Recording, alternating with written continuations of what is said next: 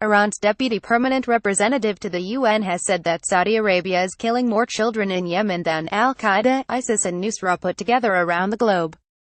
Eshaq Al Habib made the remarks during a speech at the Third Committee of the United Nations General Assembly on Tuesday.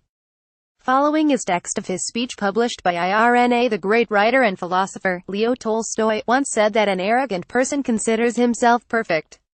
This is the chief harm of arrogance. It interferes with a person's main task in life, becoming a better person. The same seems to be applicable to countries. Those who are so much concentrated on others that terribly fail to see violations happen in front of their own eyes. Complacency and arrogance often lead to loss of reasoning and judgment. Similarities of the atrocities committed by the ISIS and Saudis, like beheading, are not accidental. They are rooted in a common ideology and worldview that considers the other Muslims and non-Muslims infidel and heretic. If only one reason was needed to prove how debased Third Committee has become to consider country-specific situation, the Saudi intervention provides that. Saudi, a bad child killer that has recently upgraded to a good child killer, kills more children in Yemen than Al-Qaeda, ISIS and Nusrah put together around the globe.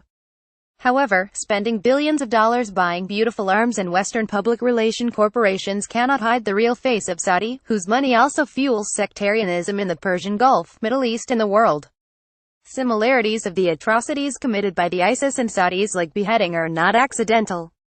They are rooted in a common ideology and worldview that considers the other Muslims and non-Muslims infidel and heretic. If the staggering number of Yemeni kids killed by Saudi missiles beauty made in the US and UK are not strong enough to reveal the true face of Saudis, if thousands of Syrian kids who were murdered by the terrorists funded, dispatched and ideologically nurtured by Saudis are not enough to expose their hypocrisy on human rights, if the systemic violation of human rights of minorities inside Saudi is not sufficient enough to alarm the world, if the silent genocide happened in Saudi eastern city of Awamiya is not strong enough, if the ruthless silencing of all dissidents who dare to criticize the unelected royal family is not worrying Saudi allies, if the official slavery of hundreds of thousands of women and girls, migrant workers inside Saudi, and their abject living conditions do not speak of the horrible nature of Saudi system, and if the number of Saudi members of Al-Qaeda, ISIS, Nusrah Front and other terrorist organizations around the globe are not reflecting the destructive mindset of Saudis, then something is going seriously wrong, and then the world should await for even worse human rights violations and even more serious atrocities. Saudi Arabia needs to be stopped of abusing and ridiculing international fora.